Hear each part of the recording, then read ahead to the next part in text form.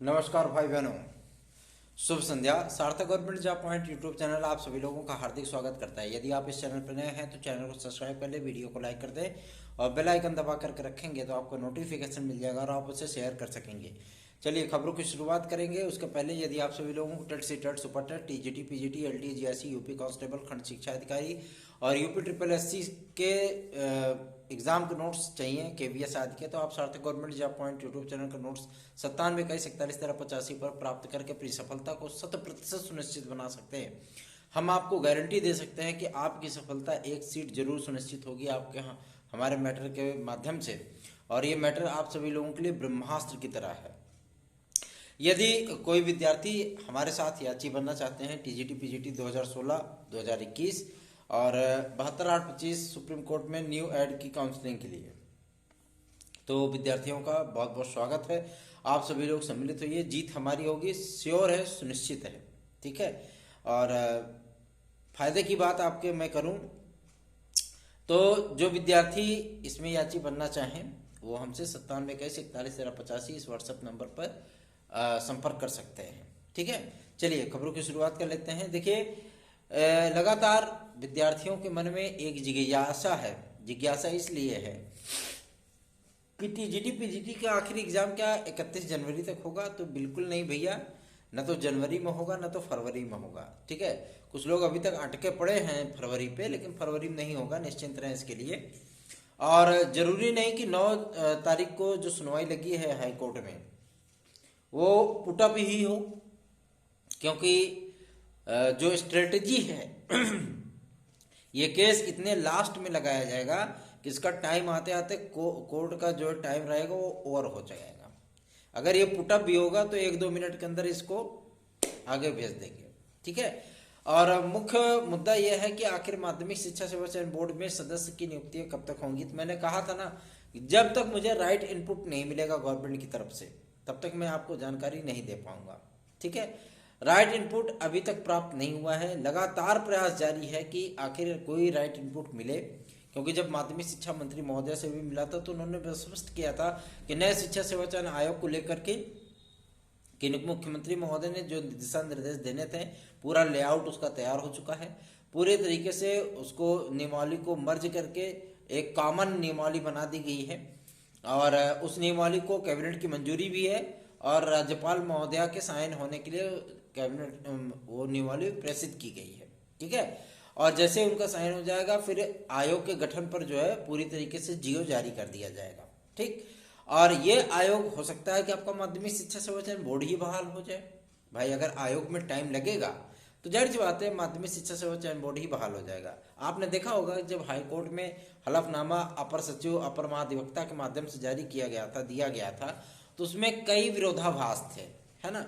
कई विरोधाभास होने के नाते सारी चीजें जो है डिक्लेयर नहीं हो पा रही थी कि आखिर ये कहना क्या चाह रहे हैं। वजह भाई ये थी कि गवर्नमेंट क्या करना चाहती है, किस तरीके से करना चाहती है, वो अपर महाधिवक्ता को कैसे पता होगा। इसीलिए मुख्य सचिव उत्तर प्रदेश हरिशंकर मिश्रा जी को, आदरणीय हरिशंकर मिश्रा जी को बुलाया गया। लेकिन अब आप जानते हैं जो है मुख्य सचिव जो होता है वो एक तरीके से कार्यकारी सीएम होता है पूरे प्रदेश का, है ना।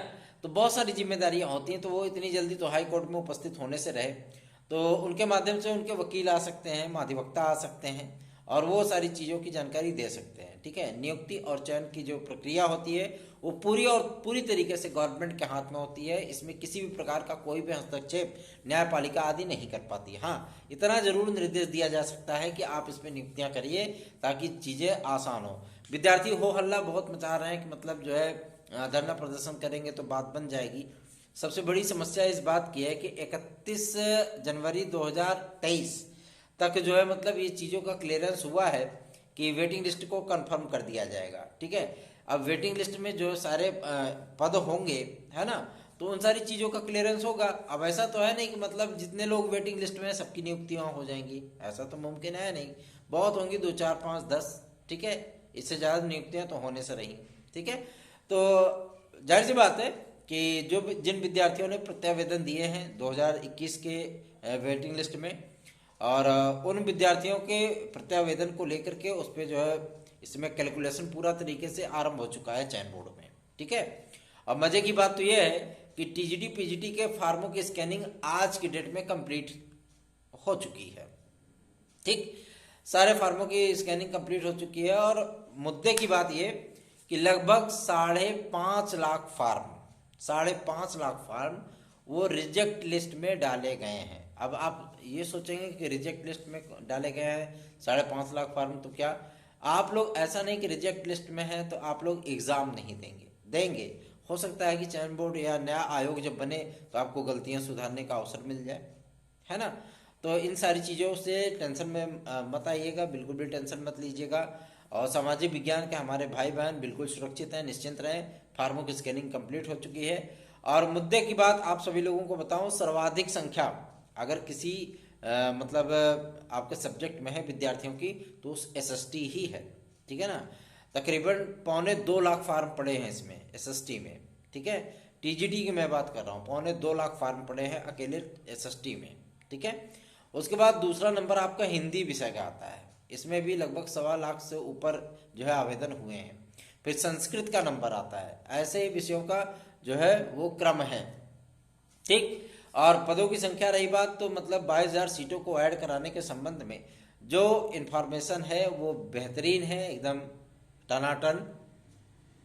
इस पर लगातार डिस्कशन चल रहा है कि आखिर इस पद को किया क्या जाए, है ना। 2023 के नए विज्ञापन में सम्मिलित किया जाए या इसी में भर्ती में डाल दिया जाए, चूंकि 12-15 लाख आवेदन हुए हैं, मामूली आवेदन थोड़ी ना हुए हैं। तो अगर इसमें पदों की संख्या बढ़ा करके 18,000 या 20,000 कर दिया जाता है तो जाहिर से विद्यार्थियों की बल्ले बल्ले होनी तय है।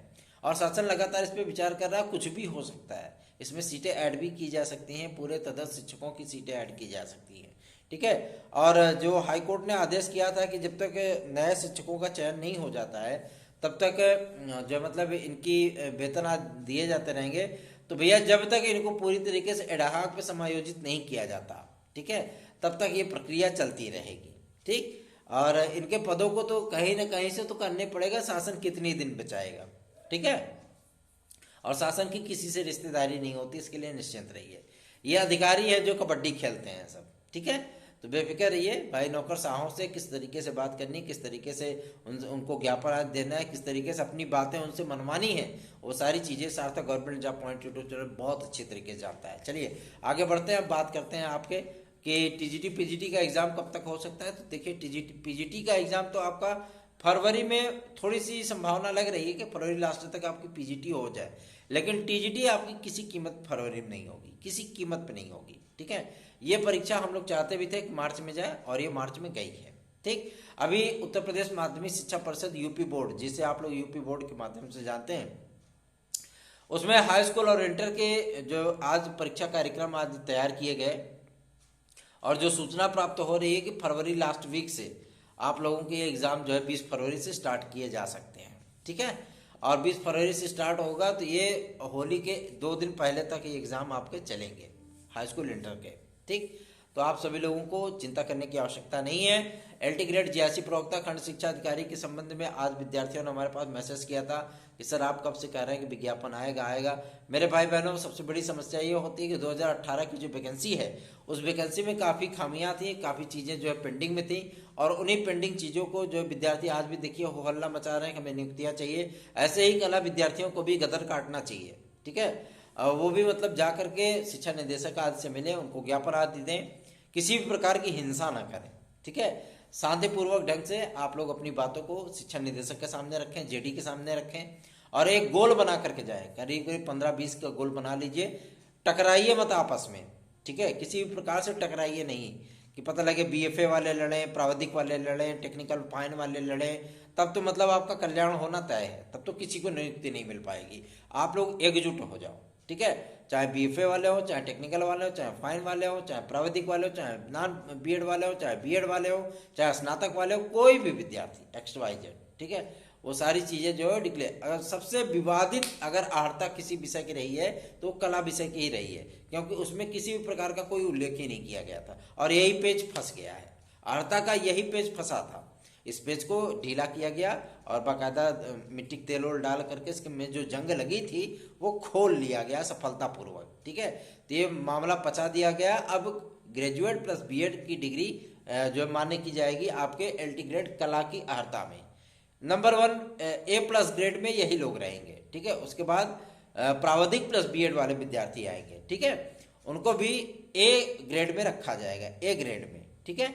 उसके बाद जो है केवल प्रावधिक टेक्निकल फाइन और BFA आएंगे, ठीक है, इनको B ग्रेड में रखा जाएगा, ठीक। तो आप सभी लोग निश्चिंत रहें इसके लिए, ये सारी स्ट्रेटेजी है। और रही बात आपके खंड शिक्षा अधिकारी की, तो खंड शिक्षा अधिकारी का विज्ञापन किसी भी दिन जारी हो सकता है और इसका प्रीलिम्स एग्जाम आप लोगों को अप्रैल माह में देखने के लिए मिलेगा। जो जानकारी प्राप्त हुई लोक सेवा के माध्यम से, वो जानकारी आप सभी लोगों को यथार्थता दी जा रही है। चलिए आगे बढ़ते हैं। अब बात करते हैं आपके सबसे महत्वपूर्ण मुद्दे पर, जो कि संबंधित है आपके एडेड जूनियर हाई स्कूल शिक्षक भर्ती को लेकर के।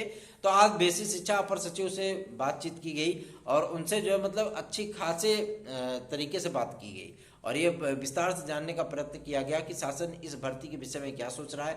क्या शासन इस भर्ती को कंप्लीट कराना चाहता है या इस भर्ती को डस्टबिन में डालना चाहता है या इस भर्ती प्रक्रिया को पूरी तरीके से निरस्त करना चाहता है। जो भी चीज़ें हों वो चीज़ें क्लियर की जाए, कन्फर्म की जाए। तो अपर सचिव बेसिक शिक्षा ने इस बात को स्पष्ट कर दिया कि शासन की कोई मंशा नहीं है कि इस भर्ती को निरस्त किया जाए या शासन की ऐसी कोई भी मंशा नहीं जारी हो रही है कि इस भर्ती प्रक्रिया को ठंडे बस्ते में डाल दिया जाए। तो आखिर जब ऐसी कोई मंशा ही नहीं है शासन की, तो भर्ती प्रक्रिया इतनी डिले क्यों हो रही है? साल भर तो डिले होगी, क्या और भी 5 साल 10 साल तक करना है कि मतलब जो विद्यार्थी नौकरी पाने की स्थिति में वो ओवर एज हो जाए, है ना? ऐसी परिस्थितियां जो है क्यों बनाई जाती हैं? इससे नुकसान किसका होता है? इससे हमारे विद्यार्थियों का, हमारे भाई बहनों का नुकसान होता है, ठीक है। तो ऐसी परिस्थितियां ना होने पाए, इसलिए उन्होंने कहा कि 26 से 31 तारीख के बीच में आवेदन आदि की प्रक्रिया जो है प्रायोरिटी भरने की चीज़ें जो है वो चलाई जाएंगी और ये चीज़ें कंफर्म की जाएंगी कि विद्यार्थियों की जो नियुक्तियां हों उनको चयनित करके उनकी फाइनल लिस्ट जो है वो वेबसाइट पे डाल दी जाएगी। विद्यार्थियों को बार बार भटकना नहीं पड़ेगा कि फलाना जगह मेरिट दिखे वहाँ कूद पड़े कि हमको वहाँ काउंसलिंग करानी है। नहीं, पहले आप लोगों से चॉइस भराई जाएगी। चॉइस भरने के बाद आप जिस मेरिट पे आएंगे, जहाँ पे आपका सिलेक्शन होगा, आपका लिस्ट में नाम जो है उसी जिले में उसी डायरेक्ट पे डाल दिया जाएगा, ठीक है। आप वहां जाकर के अपनी काउंसलिंग करा सकते हैं, अपना नियुक्ति पत्र प्राप्त कर सकते हैं, ठीक है। ये प्रक्रिया होगी आपकी एडेड जूनियर की काउंसलिंग आदि की, ठीक। अपने सारे डॉक्यूमेंट वगैरह रेडी रखिए, पूरे एकदम टनाटन रखिए, अद्यतन रखिए, क्योंकि अद्यतन डिग्रियां ही वहां पे मान्य की जाती है, चाहे सर्टिफिकेट हो आपके रिजर्वेशन के, चाहे आपकी जो है वैलिड डिग्री हो, ठीक है। निश्चिंत रहें। और आवेदन आपका जरूर होना चाहिए, आवेदन पत्र का प्रिंट आउट आप जरूर रखिएगा। अगर आपने उसको खोवा दिया है तो फिर आप मुसीबत में पड़ सकते हैं, ठीक है। आवेदन पत्र होना चाहिए और आपका एडमिट कार्ड और रिजल्ट, जो रिजल्ट आपने देखा है अपडेटेड रिजल्ट, उस रिजल्ट को आप लोग प्रिंट आउट जरूर निकलवा करके रखिएगा।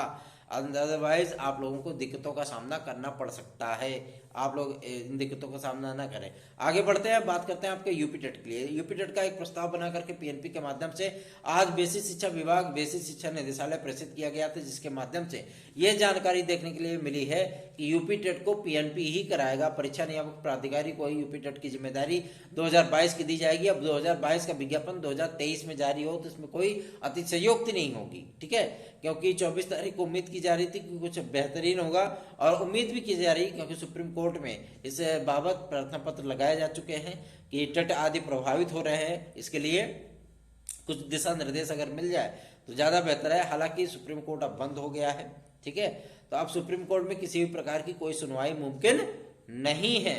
अब ये सुप्रीम कोर्ट जो है 2 तारीख को ही ओपन होगा, तभी कोई सुनवाई होगी, ठीक। और 9 तारीख को जो सुनवाई लगाई गई है उसमें सारी चीज़ें जो है वो हैं हो जाएंगी, मतलब क्लियर हो जाएंगी।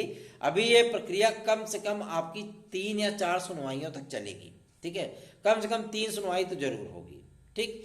ये प्रक्रिया अभी कंप्लीट नहीं होने जा रही है, तो इसके लिए अभी से उम्मीदें लगाना बेकार है। लेकिन हाँ, इतनी चीज़ जरूर है कि प्रक्रिया स्टार्ट होने के बाद आप लोगों के लिए कुछ दिशा निर्देश वगैरह जारी हो जाएंगे, ताकि आप लोगों की टेट वगैरह की प्रक्रियाएं या रुकी हुई प्राथमिक शिक्षक भर्तियां, ये सारी चीज़ें वो स्टार्ट हो सके, ठीक है। और मेरा ये हमेशा से मानना रहता है कि अगर किसी भी प्रकार का कोई विवाद होता है कि मामला कोर्ट जाता है, फिर सुप्रीम कोर्ट जाता है, फिर पुनर्विचार याचिका आती, फिर जो है तमाम तरीके की प्रक्रियाएं होती हैं, इससे बेहतर है सारे कोर्स को जो है आग लगा दीजिए, ठीक है। एक कोर्स को जिंदा रखिए, चाहे वो डीलेट कर दीजिए, चाहे बीटीसी कर दीजिए, चाहे एनआईएस डीलेट कर दीजिए, चाहे विशिष्ट बीएड कर दीजिए, चाहे डीएड कर दीजिए, चाहे बीएड कर दीजिए, कुछ भी आप जो आपकी इच्छा हो गवर्नमेंट की जो इच्छा है एनसीटीई अपना एक रूल जारी कर दे कि यही एक डिग्रियां प्राथमिक से लेकर के माध्यमिक तक मान्य की जाएंगी, सारे विद्यार्थी वही करेंगे, क्या दिक्कत है।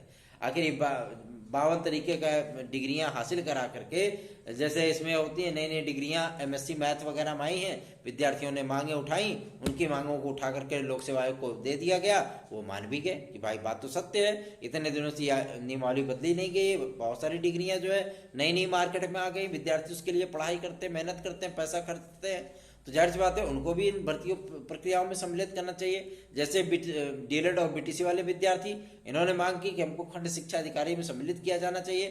क्या बीएड की डिग्री कहीं से बन के आती है जो कि मतलब वो दे सकते हैं, है ना। प्राथमिक में है, वो माध्यमिक में है, जूनियर में है, उसके बाद जो मतलब वो चीज़ें हैं। पहले भी आप सभी लोगों ने देखा था जब बीएड को प्राथमिक शिक्षा भर्ती में मान्यता नहीं दी गई थी तो प्राथमिक के लिए कौन था, प्राथमिक के लिए डीएलएड और बीटीसी थे, और आपके उच्च प्राथमिक स्तर के लिए कौन था, बीएड वाले केवल मान्य थे, बीटीसी वहां मान्य नहीं थी।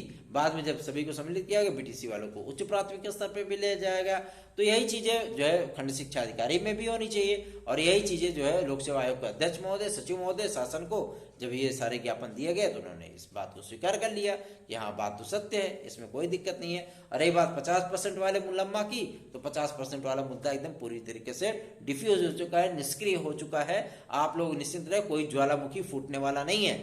और आप देख रहे हैं डीएसएसबी ने पीजीटी का जो है आवेदन जारी किया है, सेम यही क्वालिफिकेशन आपकी किसमें, आपके जीएससी प्रवक्ता में रहने वाली है, ठीक है।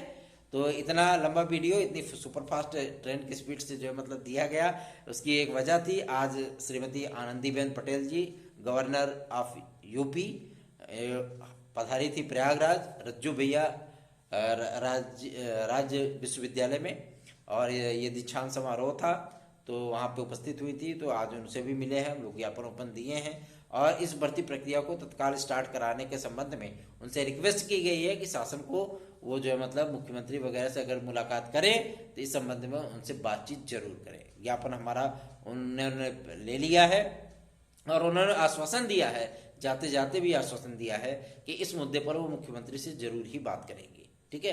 प्राथमिक शिक्षक भर्ती के लिए भी, क्योंकि बहुत लोग सचिव से, अपर सचिव से, शिक्षा निदेशक से, दुनिया भर के जो है खटकरम से बात कर लिए, सब कुछ हो गया, लेकिन आज राज्यपाल महोदय को इस संबंध में ज्ञापन दिया गया कि 4 वर्षों से भर्ती प्रक्रिया स्टार्ट नहीं हुई है। विद्यार्थी लगातार टेट सी टेट पास करके बैठे जा रहे हैं, उनकी फौज लगातार बढ़ती चली जा रही है। 25 लाख का जो मतलब पूरा स्ट्रेंथ हो चुका है। अगर इन विद्यार्थियों को यूटिलाइज नहीं किया जाएगा तो ये विद्यार्थी कुंठित हो जाएंगे, है ना। इनको वैकेंसीज मिलनी चाहिए, और इतने सारे पद खाली हैं। और आदरणीय जो श्री संदीप सिंह जी हैं बेसिक शिक्षा राज्य मंत्री, वो तो इतने एक्सपर्ट हैं कि उनको जो है मतलब वैज्ञानिक बनना चाहिए था, है ना। वैज्ञानिक बनते तो शायद थोड़ा सा जो उनका एनिमिनेशन है वो सारी चीज़ें जो बहुत अच्छे से कवर अप हो पाती, है ना। वो तो जाहिर सी बात है, सपनों ही सपनों में पूरा जो है महल बना डालते, पुल वगैरह वैसे ही बना देते, कोई बनाने की जरूरत ही नहीं पड़ती। इतने महान जो है मतलब मंत्री हैं वो उनका गजब का जो है कैलकुलेशन रहता है, छात्र और शिक्षक का अनुपात, है ना। उनको जो है मतलब शिक्षा मित्रों को भी इसमें सम्मिलित करके बता देते हैं वाहवाही लूटने के लिए, और उनको टीचर नहीं पैरा टीचर कहते हैं। अरे उनको कंप्लीटली टीचर बताओ, साल भर का वेतन दीजिए, वो भी हो गए कंप्लीट टीचर। उनको 15-20 हज़ार के मासिक पेमेंट पे आपने रखा हुआ है, बताते हो कंप्लीट टीचर है। उनकी गिनतियां जो है टीचरों के बीच में होती हैं। 69,000 68,500 क्या जो है मतलब बंडा किए थे फिर, है ना। ये भी तो दिक्कतें थी। 69,000 68,500 क्यों हुई थी? शिक्षा मित्रों को जब सुप्रीम कोर्ट ने बाहर किया था तभी तो हुई थी। तो ये सारी चीज़ें उनको कौन बताया, कौन समझाए? ये सारी चीज़ें जो है राज्यपाल महोदय के सम्मुख रखा गया है। तो पूरी उम्मीद की जा रही है कि सार्थक government job point YouTube channel का प्रयास हमेशा ही हमारे भाई बहनों के लिए लाभप्रद होगा और आगे भी लाभप्रद होता रहेगा। धन्यवाद, शुभ रात्रि। व्यस्त रहिए, मस्त रहिए, पढ़ते रहिए, और सार्थक government job point YouTube channel को सब्सक्राइब कर लीजिए, वीडियो को लाइक कर दीजिए। निश्चित होकर के तैयारियां करते रहिए, हम लोग लगे हुए हैं और अच्छा अवश्य ही होगा, ठीक है। नोट्स आज बुक करने के लिए 9721411385 या याचिका आदि में सम्मिलित होने के लिए 9721411385 इस व्हाट्सएप नंबर पर आप लोग संपर्क कर सकते हैं। धन्यवाद, शुभ रात्रि।